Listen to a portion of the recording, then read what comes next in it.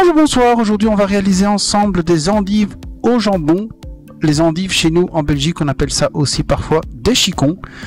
Donc chicons au jambon ou endives au jambon. C'est en fait un plat très simple avec des endives, des chicons cuits à la vapeur, enroulés dans une tranche de jambon et alors on les fait baigner dans une petite béchamel et on fait gratiner le tout au four.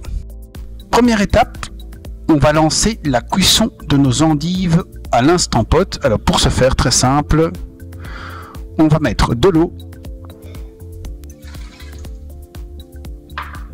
un panier vapeur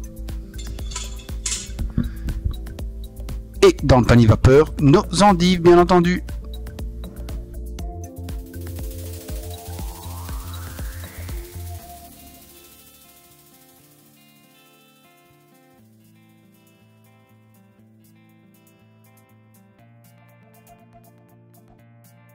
Pour la cuisson, très simple, pour préserver donc tous les arômes, les vitamines, on va plutôt privilégier une cuisson steam, une cuisson vapeur. Je referme donc l'instant pot, je mets sur sealing, pas venting, et ensuite on va venir mettre la fonction steam vapeur. Par défaut, ici la dernière fois j'ai mis 7 minutes, mais ici c'est de 2 à 4 minutes par rapport à ce qui était conseillé sur les forums.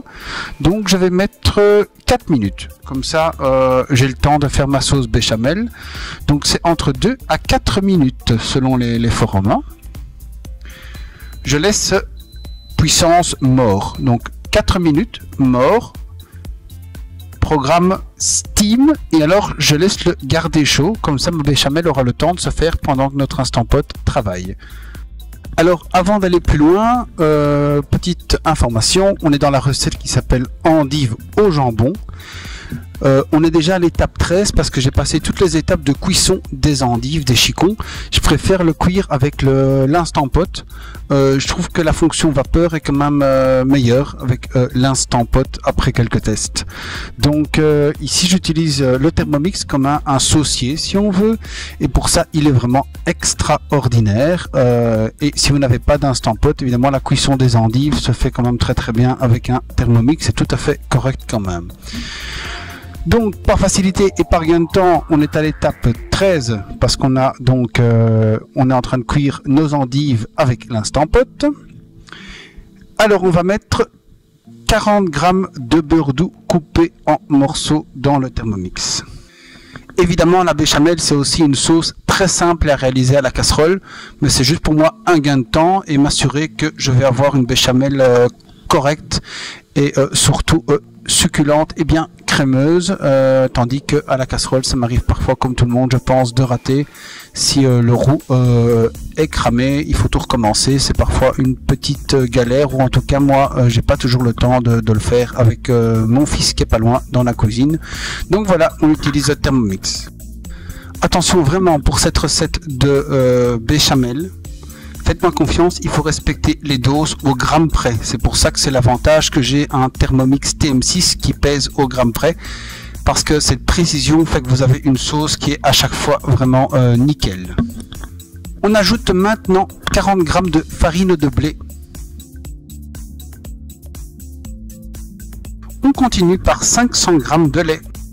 Petite information au passage, cette recette est une recette pour normalement un plat à gratin dans lequel on va mettre 6 endives. On met 2 pincées de sel. On continue avec 2 pincées de poivre. Et une pincée de noix de muscade. On remet le couvercle et le bouchon doseur.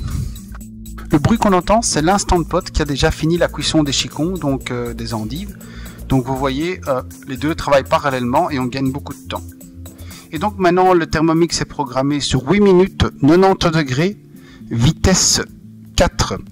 Petite information pour ceux qui ont Monsieur Cuisine Connect, cette recette fonctionne aussi, mais attention, moi la dernière fois que j'ai dû faire une béchamel avec un Monsieur Cuisine Connect, vous savez que j'en ai un sur la chaîne, il est là, vous devez mettre au moins 10 minutes. comme il chauffe moins vite, vous mettez au moins 10 minutes. Donc Monsieur Cuisine Connect, 10 minutes, 90 degrés, vitesse 4. Attention, la vitesse 4 n'est pas possible. Vous devez mettre vitesse 3 quand vous chauffez sur Monsieur Cuisine Connect.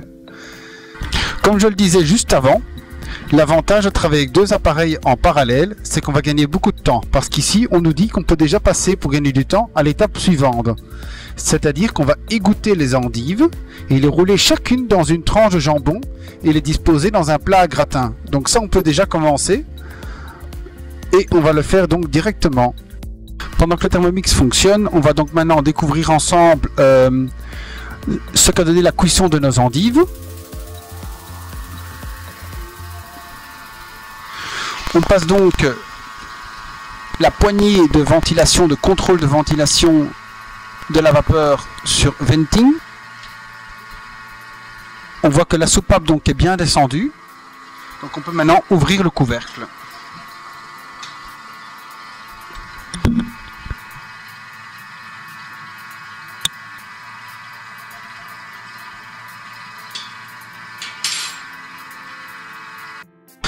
Les endives n'étant pas cuites, je les ai piquées, elles sont beaucoup trop dures. Je les ai relancées 2 minutes. Donc ça dépend vraiment de la taille. Dans 2 minutes, on est de retour, on les repique et on voit ce que ça donne ensemble. On recommence l'opération, donc on va de nouveau venting pour libérer la vapeur. Et puis ensuite, on va contrôler la cuisson. On aura donc au total eu 6 minutes. Voilà, donc on y est presque. Moi je vais encore ajouter 2 minutes par sécurité, mais normalement 6 minutes pour ceux qui les aiment un peu croquants, c'est le bon temps. On va maintenant pouvoir faire nos roulades. Pendant que vous faites vos roulades, commencez déjà à préchauffer le four sur grill. Pour un repas complet, je rajoute déjà de l'eau dans l'instant pot et je vais déjà mettre quelques pommes de terre.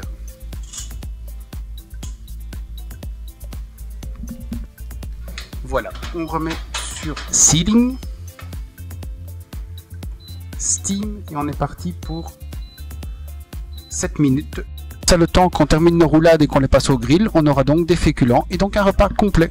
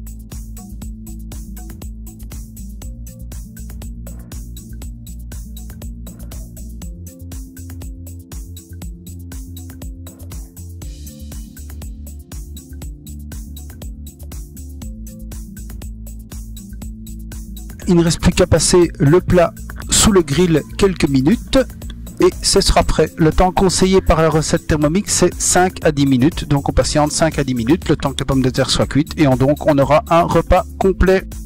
Avant de servir le repas, je vous remercie d'avance d'avoir visionné cette vidéo. Je vous remercie encore beaucoup pour vos likes et vos abonnements, vos commentaires aussi bien entendu. N'hésitez pas à continuer. Je vous dis à bientôt pour de nouvelles recettes. Bisous bisous, bye bye.